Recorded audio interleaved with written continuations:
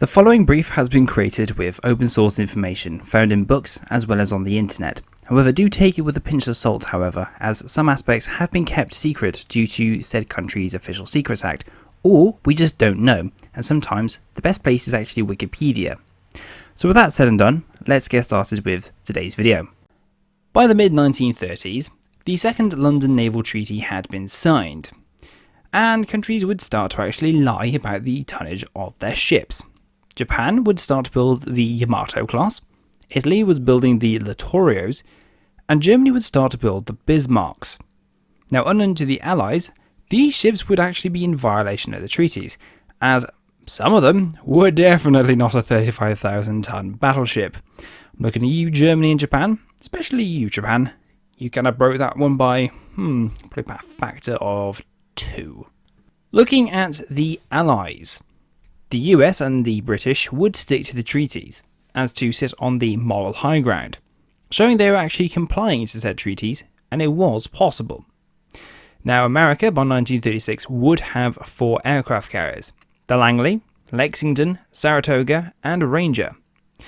Langley was a converted collier, which by this point was now becoming a seaplane tender.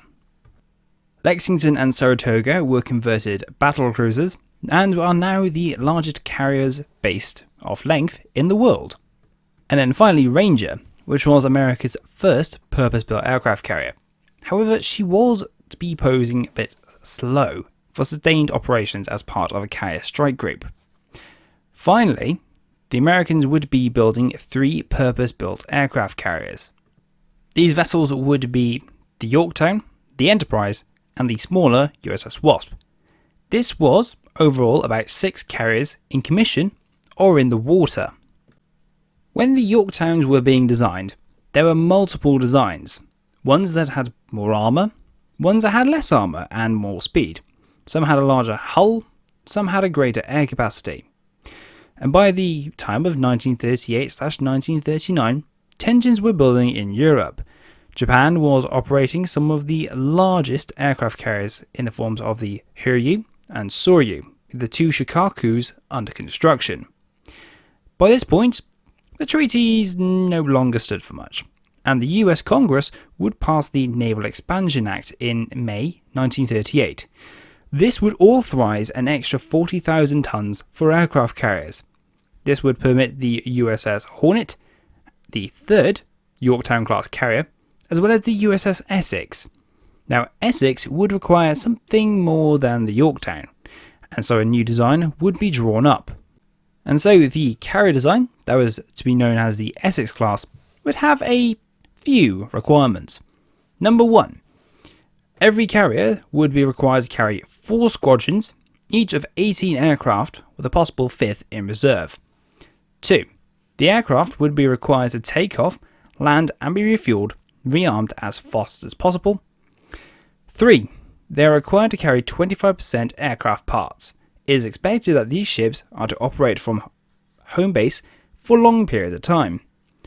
4, the ships would be better able to withstand bomb and torpedo attacks.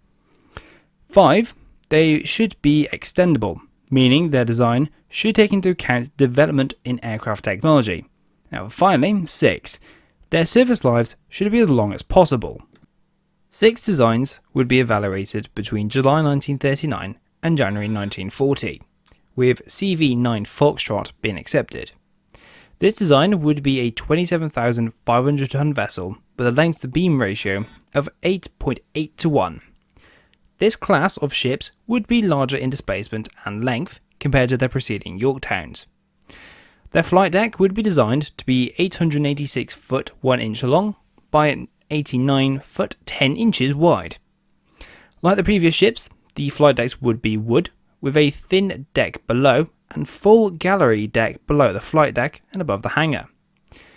The hangars would be required to be 580 feet long, 70 feet 10 inches wide, and 18 feet tall. The hangar deck would be armoured like its predecessors to protect the vital machinery below. Now, based off information that the USS Wasp had developed in its time in commission, she brought in the wing elevator, and this would be brung onto the Essex class to make more room in the hangar for aircraft. Essex was to be a prototype ship, and much larger than ships like Enterprise, but smaller than the Lexingtons. The Navy would order 3 such ships, CV-9, 10 and 11, in July of 1940 from the Newport News shipyards. These vessels would be designed to displace 27,100 tons at standard and 33,000 tons at full load. They would be 265.8 meters long, 28.3 meter beam at the waterline, but extending to 45 meters at the flight deck, with a draft of 7 to 8.4 meters.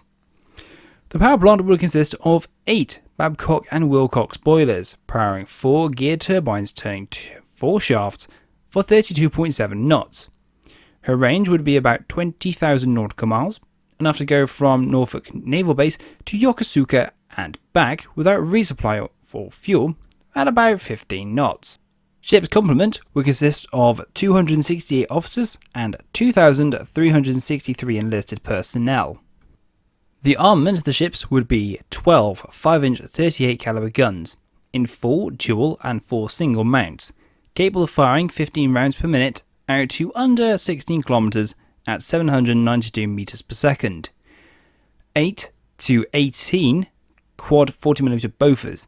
Now this would be able to fire out to 3.86 nautical miles with a maximum rounds per minute of 120, with a muzzle velocity about 881 meters per second. These guns could train between plus 90 and minus 5 degrees, excellent for downing enemy aircraft. Finally, 55 to 76 20mm Oligon machine guns. These are capable of 450 rounds per minute out to 1,000 yards at a muzzle velocity of 820 meters per second. The ship's armour belt would consist of 2.5 to 4 inches and 4 inches of deck armour consisting of STS steel. The aircraft loadout would consist of 90 to about 100 aircraft. These would include aircraft such as the F-6F Hellcat, the SBD Dauntless and the TBF Avenger.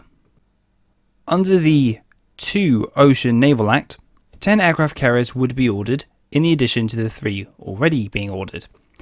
After war was declared in 1941, funds would be allocated for 19 more ships, the first 10 being ordered in August of 1942, with 13 more ships being built with so-called extended bows. These vessels will actually, funny enough, be longer. Now, I will cover some ships individually as they warrant their own briefs. And this kind of concludes today's brief. We'll cover some of the other ones in latter ones very soon. Thank you very much for watching today's video. I hope you enjoyed it and learned something new. Before you go, don't forget to hit the like button, subscribe to the channel to stay up to date with my latest videos, as well as commenting, and if you want to, subscribe to the Patreon page to support the channel. All I need to say is, here's a sneak peek at next week's video.